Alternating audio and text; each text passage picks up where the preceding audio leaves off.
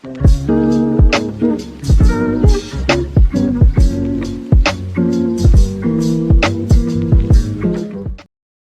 crê, glorifica o nome do Senhor, manda fogo de Deus aí para o céu, porque com certeza lá no céu não haverá nada do que a gente enfrenta aqui, né? Os problemas, as lutas, as guerras, tudo que a gente passa aqui, lá no céu certamente nós não teremos, né?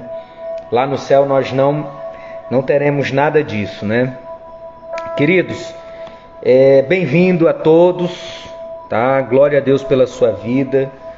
E eu quero deixar um texto aqui para nossa meditação. E eu queria ler aqui com vocês algo que Deus colocou no meu coração para compartilhar com vocês.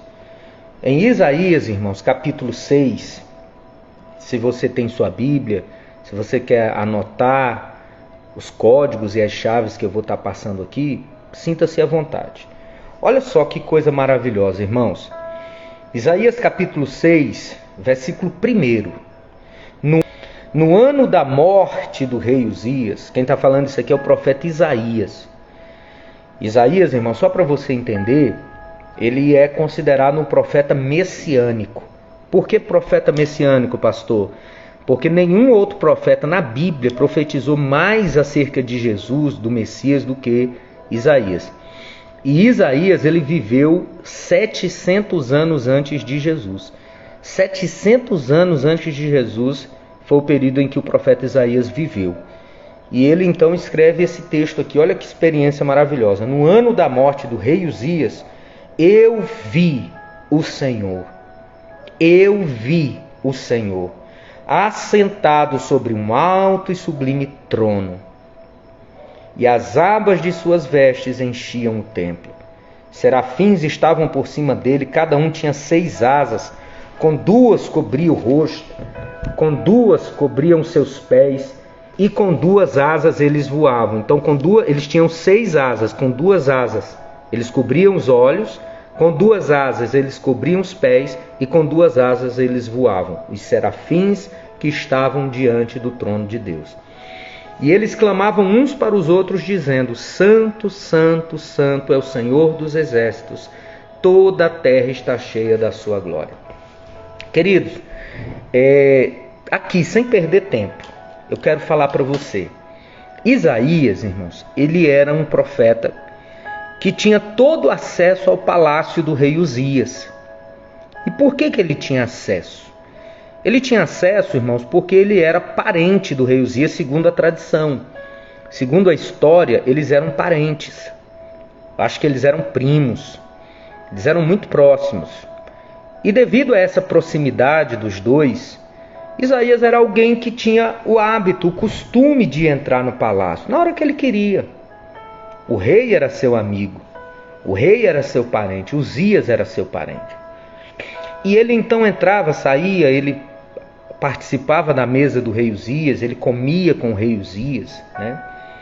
Mas o que me chama a atenção aqui é que o texto fala o quê? Isaías 6, versículo 1. No ano em que o rei Uzias morreu, eu vi o Senhor, assentado num alto e sublime trono. Olha que coisa extraordinária. Ele tinha acesso ao palácio, ele ia e vinha, ele era uma pessoa costumeira dentro do palácio, as pessoas o conheciam, mas ele declara que ele só teve uma experiência real com Deus, ele só pôde ver o Senhor após a morte do rei Uzias. Então, o que o Senhor está falando para você nessa noite? Que para que você tenha uma experiência verídica, real, com o Senhor, algumas coisas precisam morrer na sua vida. Algumas coisas precisam morrer na minha vida. Isaías disse: no ano da morte do rei Uzias, eu vi o Senhor. Você já parou para pensar que talvez você não tenha intimidade com Deus, experiências profundas, reais com o Senhor, porque talvez algumas coisas impeçam você de ter essa experiência? Irmãos, algumas pessoas elas não têm intimidade com Deus porque algumas coisas precisam morrer na sua vida. Não sou eu, pastor Sandro, que vou dizer para você o que é que precisa morrer na sua vida para você ter uma experiência com Deus. Mas o fato é que, para que você tenha uma experiência com Deus, você precisa fazer uma autoanálise, você precisa olhar para dentro de você, você precisa olhar para a sua vida como um todo e analisar, meu Deus, o que é que precisa sair da minha vida? O que é que eu preciso matar, literalmente, na minha vida? O que é que eu preciso tirar da minha vida para que eu possa ter uma experiência real com o Senhor? Isaías proclama, mais uma vez eu digo, nesse texto de Isaías 6, versículo 1, que somente após a morte do seu primo, do seu parente, o rei Uzias, é que ele finalmente tem uma experiência com Deus. A palavra que Deus quer falar para você nessa noite é essa. Você quer ter uma experiência comigo? Deus está dizendo isso para você. Sabe, algumas coisas só vão mudar na sua vida, irmãos, quando você tiver intimidade com Deus. Quando você conseguir discernir qual que é a voz do Senhor. Existem 3 vozes falando dentro de nós o tempo inteiro. A nossa própria voz, a voz do inimigo e a voz de Deus. Essas 3 vozes, elas constantemente, essas 3 vozes, o que diz em Isaías 6, no ano da morte do rei Uzias, eu vi o Senhor. Somente após a morte do seu parente é que ele tem então uma experiência com Deus. O Senhor está dizendo para você, o que precisa morrer na sua vida para que você possa ver o Senhor? O que precisa morrer na sua vida para que você tenha uma experiência com... Então, irmãos, é essa palavra. O que precisa morrer na sua vida para você ver o Senhor? Para que Isaías, o profeta, ele já era um profeta, mas ele só vê o Senhor, ele declara, no ano da morte do rei Uzias, eu vi o Senhor. Subentende-se o quê? Que para que eu veja o Senhor, algumas coisas precisam morrer na minha vida. Sabe, irmãos, eu falava que existem 3 vozes dentro de nós. A minha própria voz, a voz do inimigo e a voz de Deus. Qual delas você tem escutado? Qual delas você tem ouvido? Qual delas tem falado mais forte dentro de você? Se você ouve somente a sua voz, você pode se enganar. A própria Bíblia diz que enganoso é o coração mais do que todas as coisas. Não é verdade? Então fala de mim mesmo. Meu coração é enganoso. Não é? Tem a voz do inimigo, que constantemente lança sugestões malignas. E se você ouve essa voz e você não tem um discernimento, você não vai saber que voz que é essa. E tem a voz de Deus. Para você poder realmente discernir a voz de Deus, conhecer a voz de Deus, saber qual é a voz de Deus, somente se algumas coisas morrerem. Né? Aquilo que te impede, eu vou te dar um conselho pastoral e como um crente, como um servo de Deus. Se afaste, decida se afastar de tudo o que te afasta de Deus. Isso é uma experiência interessante. Né? Veja, olhe hoje na sua vida e pense, o que me afasta de Deus? É uma amizade? Se afaste, irmãos. É um relacionamento? É um namoro? Se afaste, irmãos. Está te afastando de Deus? O cara é seu amigo, mas ele te afasta de Deus? Então se afaste. Pastor, mas eu sou casado, então agora você tem que pagar um preço no jejum, né? Porque nós sabemos, irmãos, que nós temos 3 inimigos muito ferozes. A nossa própria carne, que a gente dorme com ela todas as noites. Sabia que você dorme com o inimigo todas as noites? E não é somente o diabo, é a sua própria carne. Nossa carne é um inimigo, irmãos. A carne nunca vai converter. Né? O nosso espírito é recriado, nossa alma é transformada, mas a nossa carne precisa ser dominada.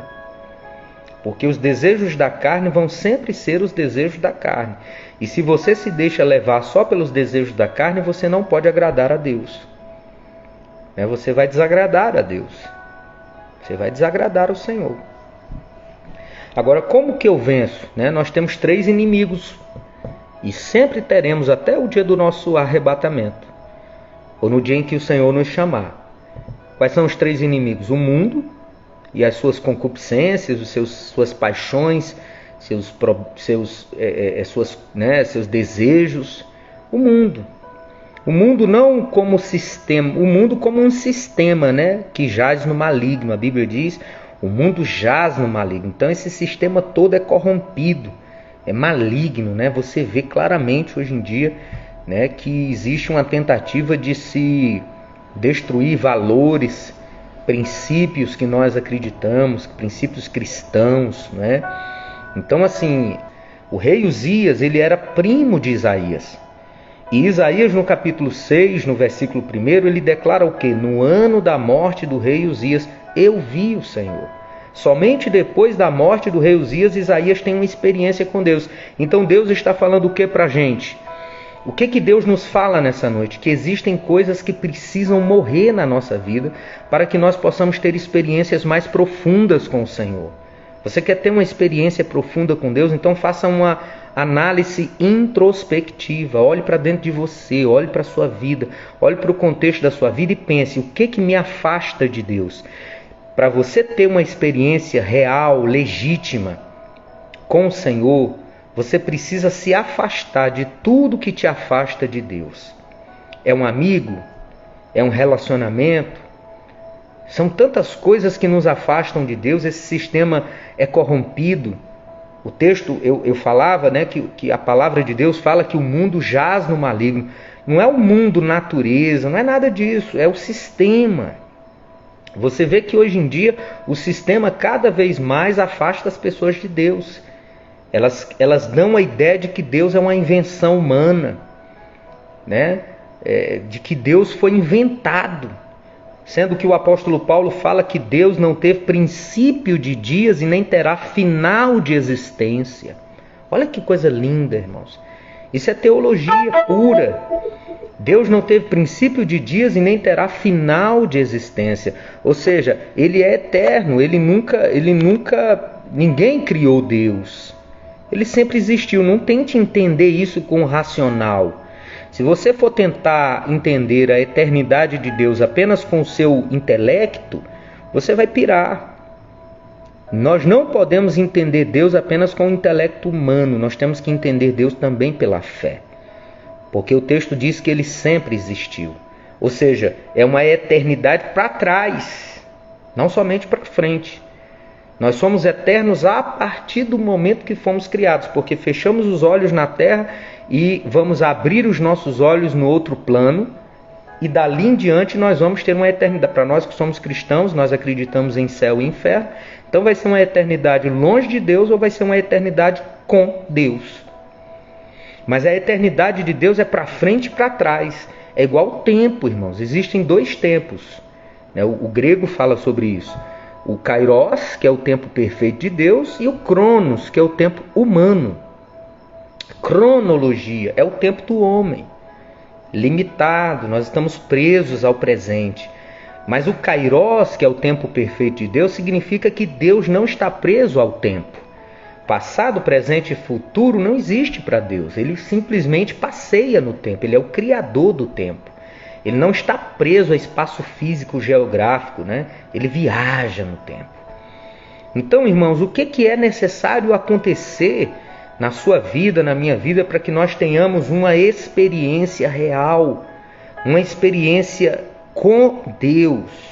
Isaías disse que para ele ter uma experiência com Deus, para ele ver Deus face a face, para ele finalmente ter um encontro com Deus, foi necessário que o seu primo morresse, o rei Uzias. Não é que tem que morrer uma pessoa para você ter uma experiência com Deus. Não, situações, irmãos, que te afastam de Deus. O que o Senhor está querendo falar com a gente nessa noite, que às vezes Ele quer tanto ter uma experiência com você, às vezes Deus quer se relacionar com a gente, mas a gente não permite. Porque tem coisas que afastam Deus de nós, ou que nos afastam de Deus. Tem coisas. Não sou eu que vou dizer, não é um julgamento, eu não estou aqui para te julgar. É você que tem que fazer essa autoanálise. É você que tem que fazer esse exame introspectivo.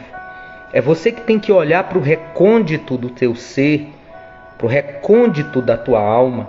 É você que tem que olhar para dentro de si e entender de fato o que eu preciso fazer para que haja uma transformação. É interessante, queridos, eu vou dizer algo aqui muito sério.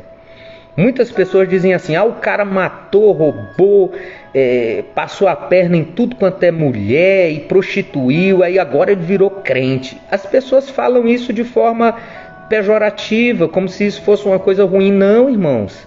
Evangelho é isso.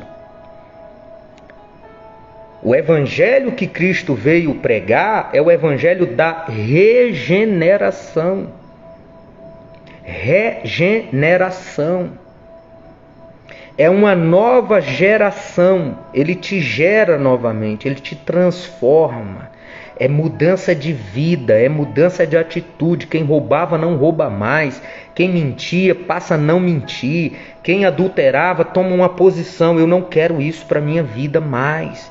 Não importa quem você foi, importa o que você vai se transformar. Eu sou cristão evangélico e eu não falo aqui para religião, mas eu digo para você que é cristão, que crê na Bíblia, que evangelho é transformação de vida. Evangelho é mudança de vida, é mudança de atitude, sabe?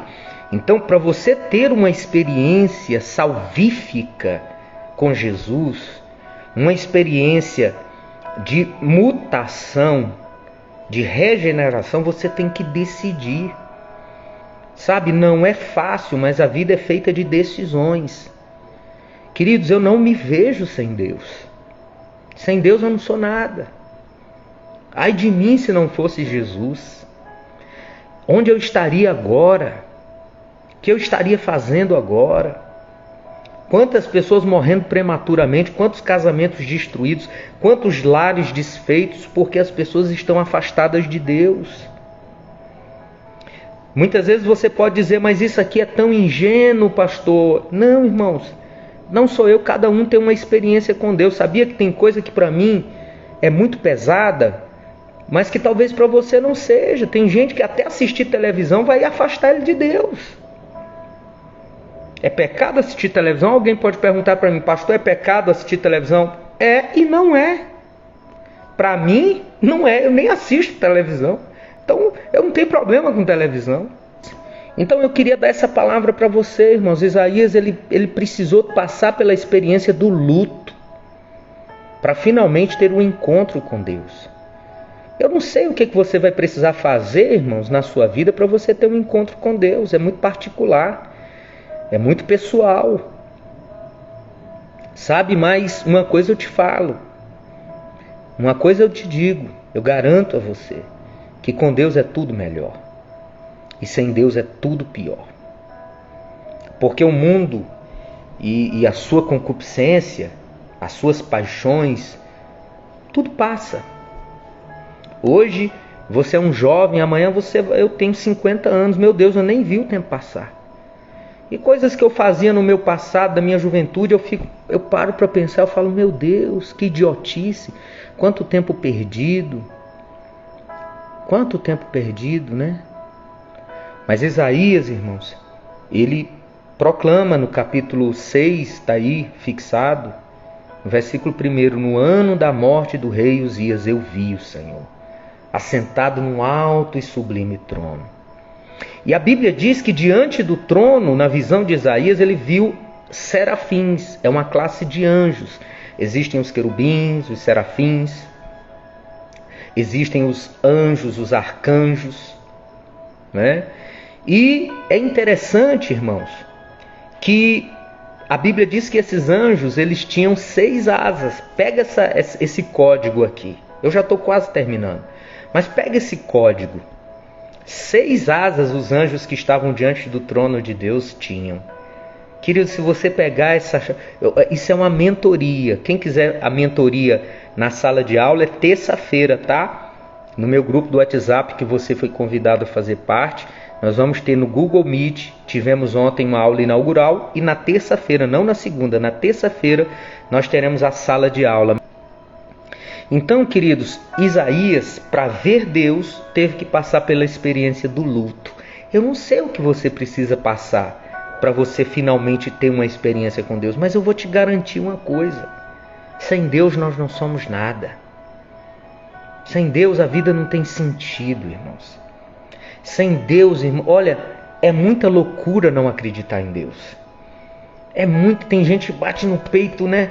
Com tanta vantagem, mas na hora que adoece, está lá entre a vida e a morte, um avião que está caindo, todo mundo acredita em Deus na hora. O ateu, o à toa, o ateísta, eu não creio em Deus, mas na hora que o avião está caindo, todo mundo grita por Deus. Já parou para pensar isso? Eu acho que o cara tem que ser muito corajoso para dizer, eu não acredito em Deus. Irmãos, eu tenho uma mente muito inquiridora. Nós sabemos que a filosofia é a ciência da inquirição humana, ou seja, é quando a gente pensa, né? É quando a gente conjectura, né? A gente sempre brinca dizendo, né, que Freud explica, ou então Platão, Aristóteles, Sócrates, né? As meninas superpoderosas da filosofia, né? Sócrates, Platão e Aristóteles. As meninas superpoderosas da filosofia. Brincando, tá, irmãos? Mas foram pessoas que revolucionaram até hoje o campo do saber, do pensamento. Mas deixa eu dizer uma coisa para você, irmãos, é muita loucura a pessoa não acreditar em Deus. O mundo do jeito que está, as coisas do jeito que estão, a pessoa dizer que não acredita em Deus. Eu acho que isso é uma idiotice tão gigantesca, irmãos, né? Querer provar que Deus não existe. Eu vejo Deus em tudo, irmãos. Sabe, tem um versículo que, se alguém puder colocar aí, em Romanos 1, versículo 20, diz assim, pega essa visão aqui, ó. Eu vou falar dos anjos, tá? Eu vou terminar a nossa live de hoje falando dos anjos e das 6 asas. Os anjos que estavam diante do trono de Deus, serafins, 6 asas, 2 cobriam o rosto, né? Eles cobriam o rosto com 2 eles cobriam os pés, e com 2 eles voavam. Irmão, você quer voar? Eu vou te ensinar a voar. Vou te dar um código aqui que vai mudar a sua vida. É transformador esse código. Mas antes, né? Eu estava falando de Romanos 1:20, que diz assim, o apóstolo Paulo que fala, pois os atributos invisíveis de Deus, tanto o seu eterno poder, quanto a sua divindade, se entendem e claramente se veem através das coisas que foram criadas, de maneira que todos são inexcusáveis diante de Deus. Inexcusáveis é a mesma coisa que indesculpáveis. Ninguém tem desculpa olhando para uma natureza do jeito que é, a perfeição que são as coisas. Você já parou para pensar no universo que cada um de nós é? Eu sou um universo ambulante, irmãos. São milhões de células no nosso organismo. O nosso corpo é uma máquina. O coração bombeia, né, o tempo inteiro, não para. Se parar, acabou, irmãos. A eletricidade que tem no nosso coração, irmãos, é gigantesca. Que tem no nosso corpo, né? Então, aí, irmãos, voltando aqui agora, ninguém tem desculpa. Você olha para as estrelas, você olha para o mar, você olha para o ar que nós respiramos. Como não acreditar em Deus, irmãos? E aí, queridos, eu tenho falado muito nesses dias sobre gratidão. Nós sermos gratos a Deus. Não seja daqueles que só olha para aquilo que não tem. Sabe, existe um grupo de pessoas que nunca vai ser feliz. Que grupo é esse, pastor Santo? Os ingratos. Porque o ingrato, ele tem tudo, mas ele age como se não tivesse. Ele tem tudo, mas ele age como se ele não tivesse. Ele tem saúde, ele tem casa, ou ele tem um lugar onde ele mora, mesmo que seja de aluguel, mas Deus está te dando condição de pagar aluguel. Você tem água, você vai e vem, você quer comer, você come. E aí a pessoa sempre dizendo para Deus, Deus me dá isso. Não é que você não pode pedir. Quando eu estava em Lagoa da Prata pastoreando, eu criei um culto lá que eu dizia para o pessoal, irmão, pode pedir para Deus. Se é de pedir para se é de roubar, fazer qualquer besteira, não, pede para Deus. Mais tem Deus para dar do que você para pedir. Você nunca vai ganhar de Deus. Né? Tem gente, não, o cara só quer pedir. É porque se você só pede, você é dessa classe de gente que se esqueceu de agradecer pelas coisas que Deus já te deu. Você já parou para pensar quanto você tem? Você já parou para pensar, antes de pedir, primeiro agradeça pelo que Ele já te deu. Ele te deu muito, irmão. Ele te deu saúde, Ele te deu condições de trabalhar, Ele te deu condições de viver. Você está aqui comigo, tem gente que está me assistindo aqui, participando da live, eu não posso te ver. No Google Meet, na nossa mentoria, eu vejo todo mundo. As pessoas perguntam, participam, e nós vamos começar a estudar o livro de Apocalipse terça-feira, vai ser extraordinário. Mas entenda uma coisa, antes de pedir, agradeça. Senhor, obrigado pela comida de hoje, pelo dom da vida, eu estou vivo. Quantos morreram? Ontem foi o dia de finados, dia 2. Quantos lamentaram morte de parentes, entes queridos que já se foram? Eu já perdi minha mãe, já perdi meu avô, já perdi tio, já perdi primo, já perdi tanta gente. Nunca perdi nenhum irmão meu, graças a Deus, irmão de sangue. Mas já perdi muitas pessoas que eu amava, e a vida continua. Só que você tem que entender o seguinte, você que está me assistindo agora, porque você está vivo. Você está vivo, queridos. Olha que coisa maravilhosa. Você está vivo. Eu sei o valor de estar vivo. Eu agradeço a Deus todos os dias por estar vivo. Todos os dias eu agradeço a Deus por estar vivo, pelo dom da vida. O mistério dos anjos, e eu termino com isso. Cara, para você pensar. Isaías então tem uma visão do trono de Deus, da glória de Deus. Deus estava lá sentado no trono e diante do trono de Deus haviam serafins, anjos que adoravam ao Senhor, anjos que estavam diante da face de Deus, anjos que estavam ali bendizendo o Senhor. E com 6 asas, 2 eles cobriam o rosto, 2 eles cobriam os pés e com 2 eles voavam. Então assim, um rema que Deus colocou no meu coração, aqui para você, contextualizando essa visão de Isaías, nós já vimos que para que nós possamos ver Deus, é necessário que algumas coisas morram na nossa vida.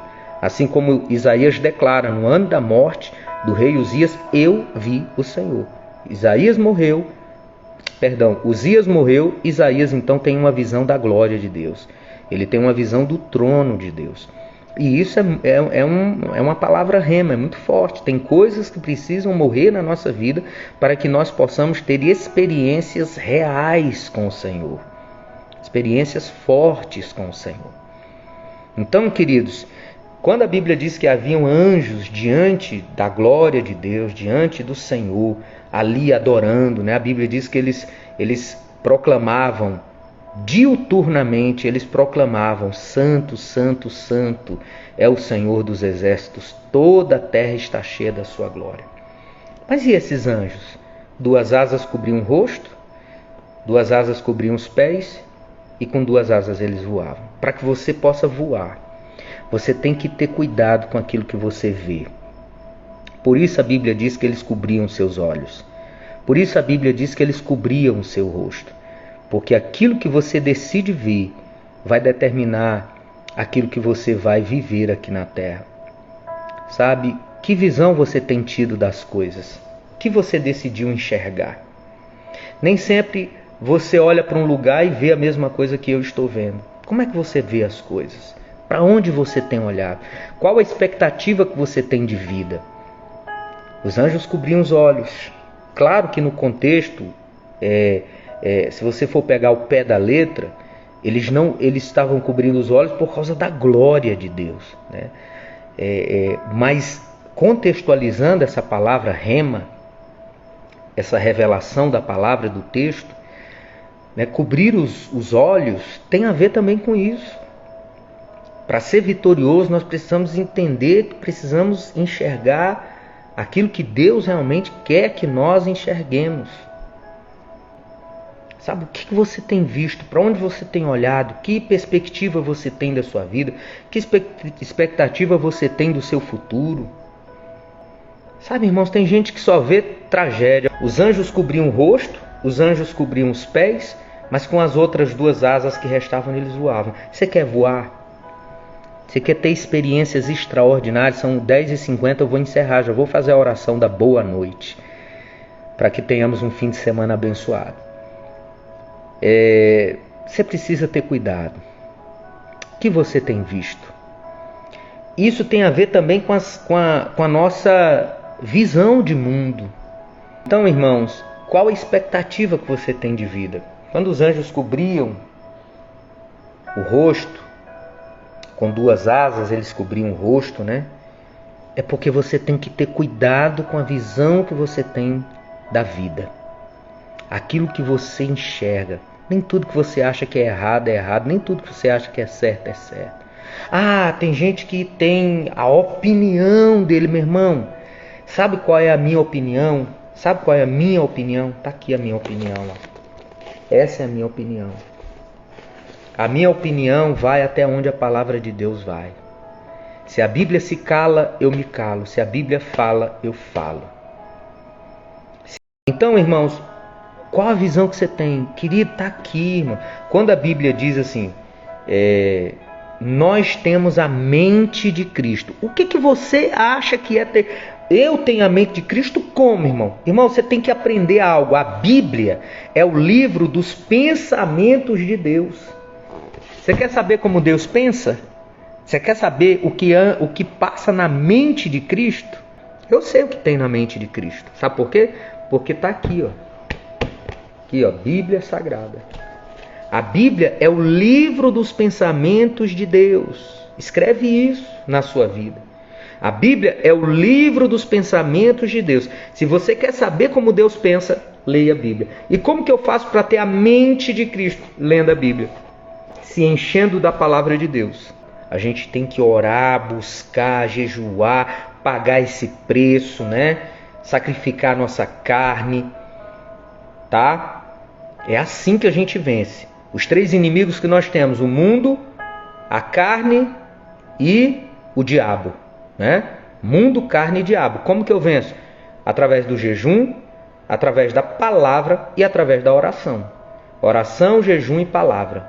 As 3 armas infalíveis daquele que quer vencer. Oração, jejum e palavra. Acabou. Com oração, com jejum e com palavra você vence o diabo, você vence a carne e você vence o mundo. É simples assim.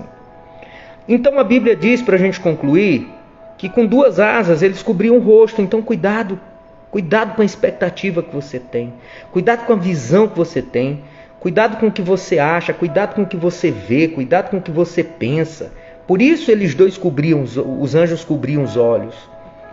É porque não é o que eu quero, não é o que eu acho, não é o que eu penso, não é o que a palavra diz. Nós temos que ter cuidado. A Bíblia também diz que com 2 asas eles cobriam os pés. Cuidado por onde você anda, meu irmão. Tão simples. Irmãos, a Bíblia, o Evangelho é simples como beber água.